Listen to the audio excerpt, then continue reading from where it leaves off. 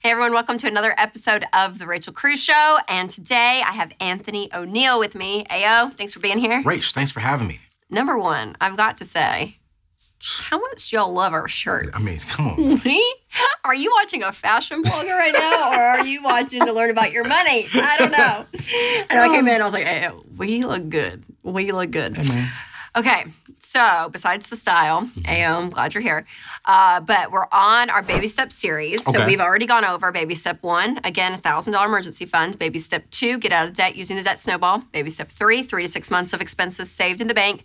Baby Step 4, I had Chris Hogan on. We talked about funding 15% of your income into retirement. The voice. And as you remember, we said Baby Step 4, 5, and 6 we're going to do together. So in this video, we're going to dive deep into Baby Step 5, which is saving for your kids' college. Yes. Now, you had a book come out. I did. I guess, what, a year or two ago? It's actually been a year. Okay, a year. Okay, yeah.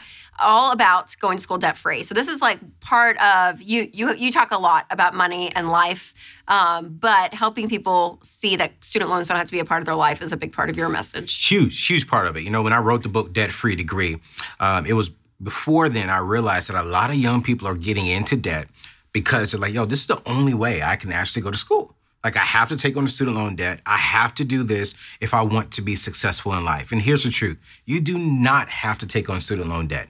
Now, there are some things you do need to be doing to make sure you go to school debt-free, but there is no other book, there is no other resource out there teaching young people, hey, here is the step-by-step process to going to school debt-free. Yep, and it's possible. So let's cover like what the parent can do since they're on Baby Step 5. And then I do want to talk about if parents don't have money saved, how their kid can go to school debt-free still. So let's talk about this. So the two main primary ways you can save for your kids' college that we talk about are through good college savings options like an ESA, which is an educational savings account, and a 529 plan. So make sure you go and talk to an investment professional. We recommend Smart Investor Pros.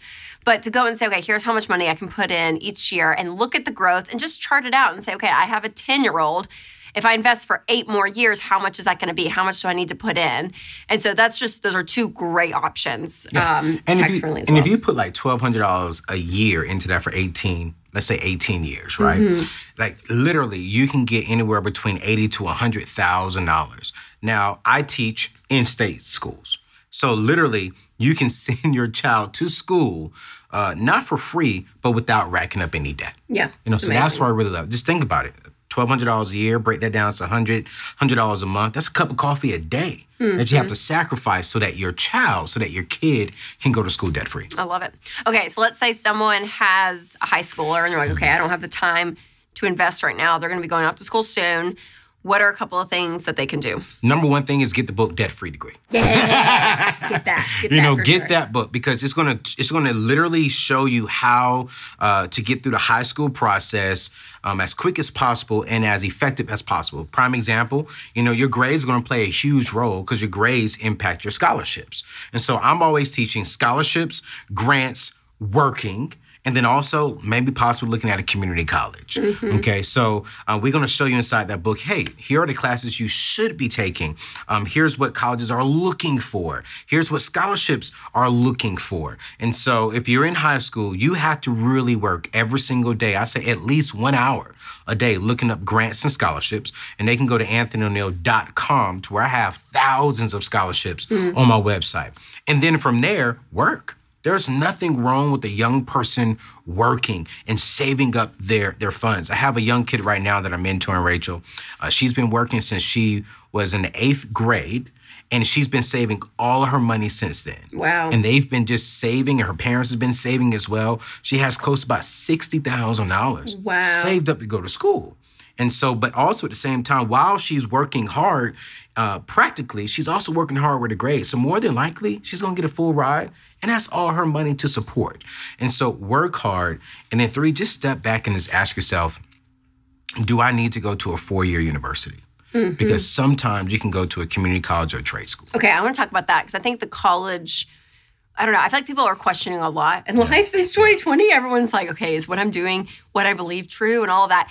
And so the whole idea of having a 4-year degree, while education is important, yes, can that get you in some doors that others wouldn't? for sure. Yeah. But there are so many other options out there. So talk about specifically community college is brilliant. Like go do your first 2 years at a community college and then you can transfer to a big state university if you want. That's a very wise option. But also trade school. Yes. Studies are showing us, Rachel, that nearly 1 out of 3 kids who graduate high school will actually complete college. And so what we're learning is that young people are some of them are just not made for a 4-year university. Like myself. I was not made. You can probably tell by my grammar. I just can't do well in school. But at the same time, you have trade school. If you want to be a barber, if you want to own your own hair salon, hey, go to hair school. Go to a particular trade school. If you want to be a welder, go to welding school. Or if you do want to go to a 4-year university, but you don't have the funds to pay for it, maybe consider going to the military. Serve there, and they'll pay for your school. But then also, let me say this too, Rachel. School is not for everyone. Yeah. I think sometimes there are a certain percent of young people who need to just be an entrepreneur, who need to go directly into the workforce. At the end of the day, you just have to have a game plan, and you need to be working your way towards something. Yes. So you got to be productive, and that's the game plan. I love it. Okay, so scholarships and grants, which let's talk about that for just 1 second too. Yes. Parents, how do they kind of broach the subject with their teenager? If there's a parent watching and they're like, oh, okay, we need to start doing this. How can a parent like convince a child or just start having that conversation? I think being real and authentic. Son, daughter, this is where I am if I'm a single parent. This is where we are as your parents. We can't afford to pay for your school. One of my good friends, her mom came to her freshman year and said, listen, I worked hard to get us over here, and I don't have the funds. So you right now need to be looking up scholarships and grants and focusing on your grades. That young lady focused on that, and she paid her way through college and even through her med program because she was just focused and determined. So I think sometimes parents are scared to tell the child, we can't afford this. But sometimes that's the best thing to tell your child so they'll know up front, hey, my future is depending on me. And when they start taking ownership of their life, then you'll see some things that you'll be surprised out of your own child. Yeah. And so I think number one is just being authentic and real with them. And then 2, holding them accountable. Ask them every single day. If you see them on the Xbox or PlayStation, ask them, hey, did you do any research today? If they're on that cell phone, the average kid spends about 8 to 10 hours a day on their cell phone. Ask them, are you Googling up, scholarships? What are you doing on your phone? So hold them accountable and just be authentic. Yeah, I love that so much. Okay, scholarships and grants, working and choosing a school that you can afford. If that's in-state, community college, trade school, whatever it is. So 3 things, parents, that you need to know. Ayo, thanks for being here. Thanks for spreading the wisdom of fashion and paying for college. Yes. When you look Greatly this appreciate good, it. I love it. Okay, Ayo, where can everyone find you? Because you actually have a YouTube show that is crazy. It is. And Rachel was just on it. It's gone like this. Oh, man. I'm just trying to be like my sister here. But you can go over to youtube.com, type in The Table. It's The Table with Anthony O'Neill. And you'll see Rachel there. You'll see Hogan was just on there as well. But I bring in a lot of different people. Ayo, thanks for being here, as always. All right, now. Make sure to check out Ayo at YouTube, The Table.